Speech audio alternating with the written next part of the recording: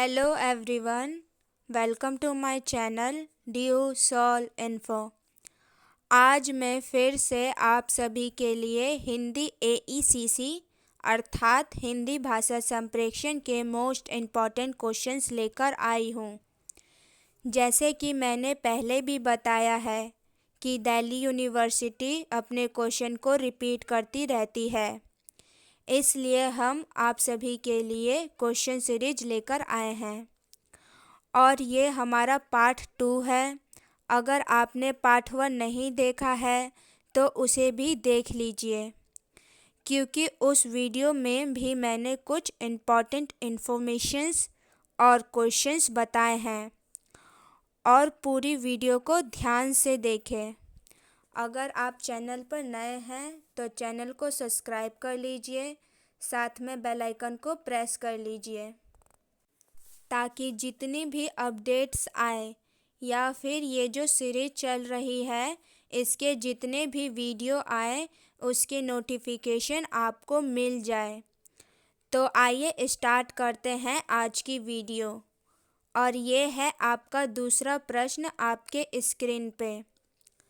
अपनी नोटबुक और पेन लेकर बैठ जाए। जैसा कि मैंने पहले भी बताया है कि कुछ पॉइंट्स ऐसे भी हैं जो मैं बोलती हुई जाऊंगी, जो ना आपको बुक में मिलेंगे और ना ही आपके स्क्रीन पर दिखाई देंगे।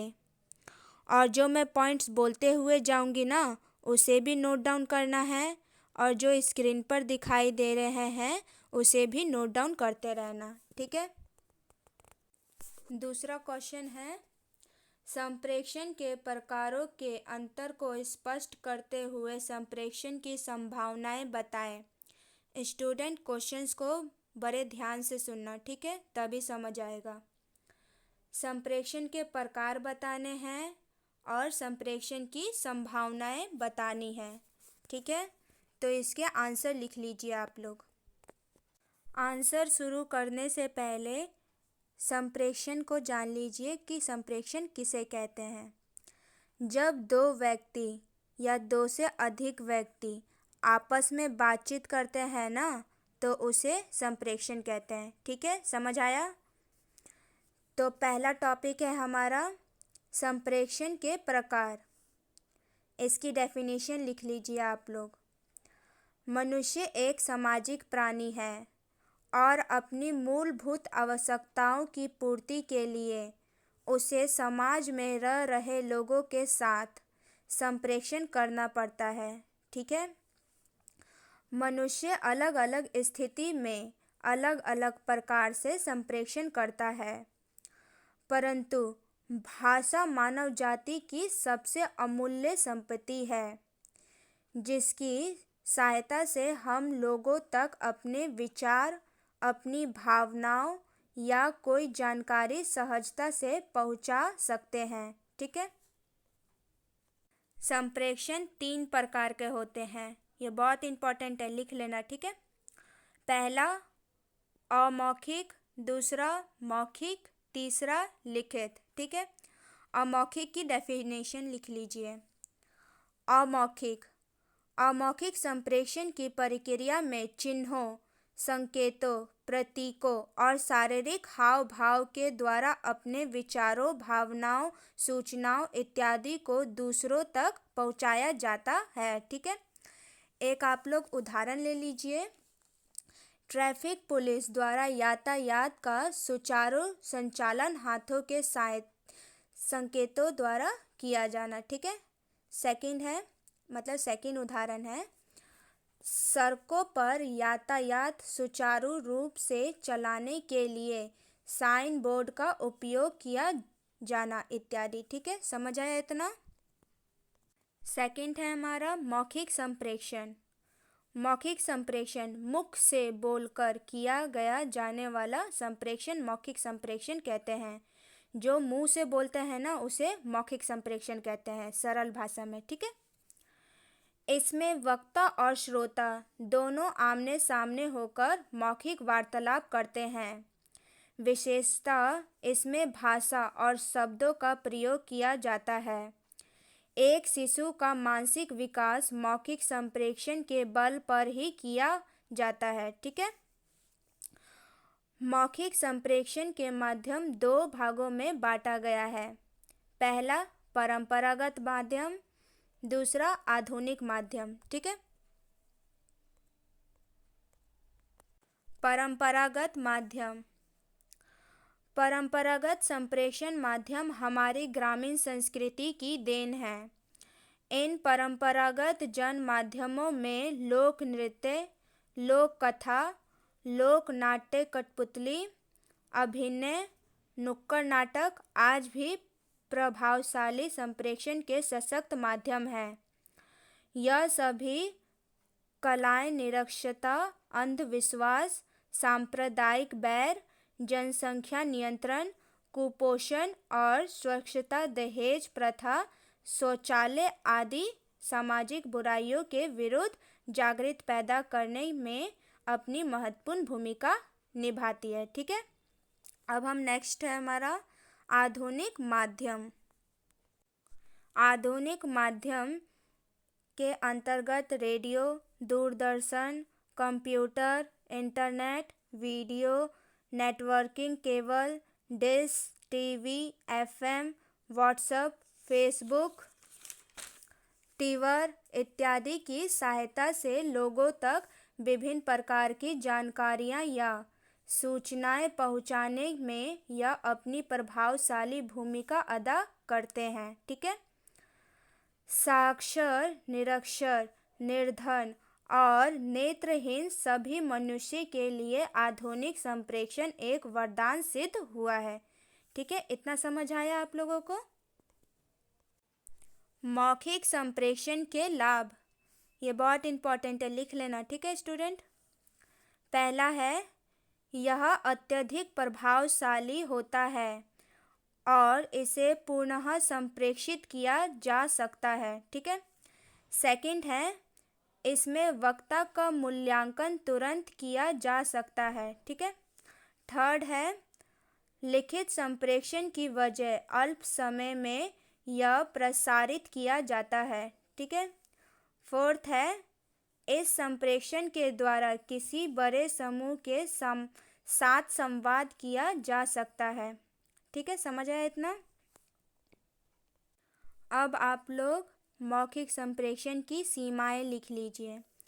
पहला है, मौखिक संप्रेषण का कोई स्थायी अभिलेख नहीं होता। इसे कानूनी साक्ष्य के रूप में मान्यता नहीं है। सेकंड है, यदि वक्ता बोलने में कुशल नहीं है तो वह उचित प्रभाव पैदा नहीं कर पाएगा। थर्ड है, इसमें वक्ता को श्रोता की मानसिक स्थिति, उसकी आयु एवं उसके शब्द ज्ञान के आधार पर संप्रेषण करना होता है, अन्यथा अर्थ की समझ विकसित नहीं हो पाएगी। ठीक है। समझ आया इतना? तो ये हमारा हुआ मौखिक संप्रेषण। अब आप लिखित संप्रेषण के बारे में लिखिए। लिखित संप्रेषण, जब, इसकी भी डेफिनेशन लिख लीजिए। जब ज्ञान, विज्ञान और विश्व की सूचनाएं और संदेश प्रभावशाली ढंग से लिखकर लक्षित वर्ग तक पहुंचाया जाए तो उसे लिखित संप्रेषण कहते हैं। लिखित संप्रेषण ज्ञान और शोध को व्यवस्थित करने में सहायता होती है। ठीक है। किसी व्यवस्था में लिखित संप्रेषण अत्यंत महत्वपूर्ण है। किसी संस्था में विभिन्न दायित्व और क्रियाकलापों को सुचारू रूप से चलाने के लिए लिखित संप्रेषण बहुत ज़्यादा जरूरी होती है। ठीक है। इसके अंतर्गत पत्र, पत्रिकाएं, समाचार पत्र, पुस्तकें, sign board, poster, email, notice इत्यादि आते हैं। ठीक है। समझ आया? अब आप लिखित संप्रेषण के लाभ लिख लीजिए। तो पहला है, लिखित संदेश को स्थायी अभिलेख के रूप में सुरक्षित किया जा सकता है। ठीक है। सेकंड है, लिखित संप्रेषण में स्तरीय भाषा एवं स्पष्ट अर्थ वाले शब्दों का प्रयोग किया जाता है। थर्ड है, लिखित संप्रेषण को प्राप्तकर्ता जितनी बार चाहे उतनी बार पढ़ सकता है और समझ सकता है। ठीक है, समझ आया? लिखित संप्रेषण की सीमाएं, इसके बारे में भी आप लोग लिख लीजिए, ये भी बहुत ज़्यादा इम्पोर्टेंट है। पहला है, यह शिक्षित वर्ग तक ही सीमित है। जो पढ़ा लिखा नहीं होगा वो तो नहीं पढ़ सकता है ना, तो उसके लिए ये उपयोगी हो ही नहीं सकता है। ठीक है, समझ आया?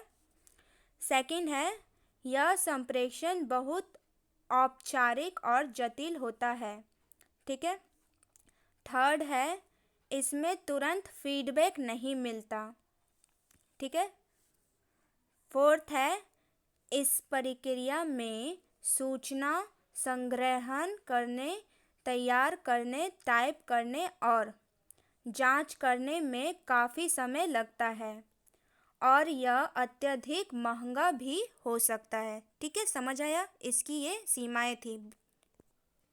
तो अभी तक हमने संप्रेषण के प्रकार में अमौखिक संप्रेषण, मौखिक संप्रेषण और लिखित संप्रेषण के बारे में पढ़ा। ठीक है, अब इसके बाद आप संप्रेषण संभावनाएं के बारे में लिखिए। संप्रेषण की संभावना। ठीक है, संप्रेषण की संभावनाएं की डेफिनेशन लिख लीजिए।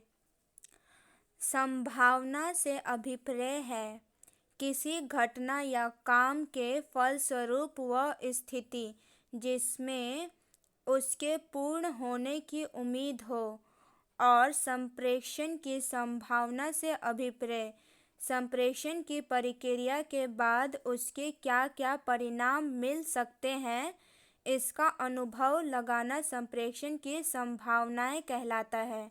ठीक है, इसके निम्नलिखित तर्क है, आप उसे भी लिख लीजिए, बहुत इम्पोर्टेंट है। ठीक है, पहला पॉइंट है हमारा, संप्रेषण की पहली संभावना है कि जिस उद्देश्य में समुचित संप्रेषण किया गया है क्या वह उद्देश्य प्राप्त हो सकेगा।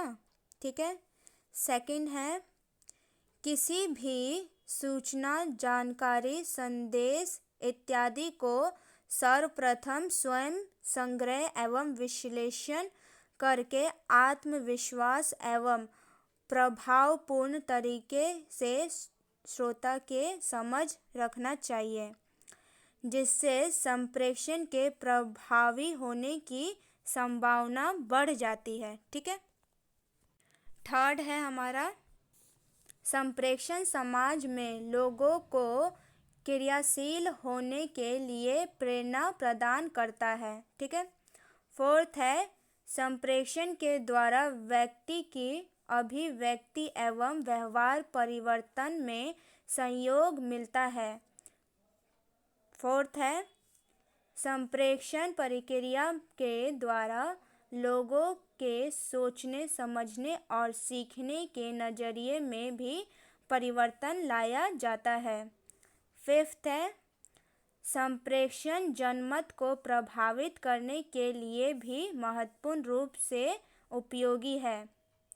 सिक्स्थ है, संप्रेषण समाज की समस्याओं जैसे जाति, धर्म, लिंग और पर्यावरण संरक्षण में भी महत्वपूर्ण भूमिका निभा सकता है। ठीक है। सेवेंथ है, संप्रेषण सामाजिक व्यवस्था को नियंत्रित, विकसित एवं स्थापित करने में सहायक है। नाइन्थ है, संप्रेषण समाज के लोगों के आपसी संबंधों को मजबूत बनाने एवं राष्ट्रीय एकता एवं अखंडता को बल प्रदान करने में सहायक है। तो ये थी हमारी संप्रेषण की संभावनाएं, बहुत इम्पोर्टेंट है, लिख लेना और याद कर लेना। ठीक है स्टूडेंट, तो यहाँ पर हमारी वीडियो समाप्त होती है, और अगर आपको ये वीडियो अच्छी लगी तो वीडियो को लाइक कर दीजिए, कमेंट कर दीजिए और शेयर कर दीजिए उन बच्चों के पास जिन्हें नहीं पता है कि इस चैनल पर क्वेश्चन सीरीज चलाई जा रही है, ताकि उन स्टूडेंट को भी इस चैनल से बेनिफिट हो। ठीक है, तो बाय बाय, टेक केयर। अब हम मिलते हैं नेक्स्ट वीडियो में। ठीक है, बाय।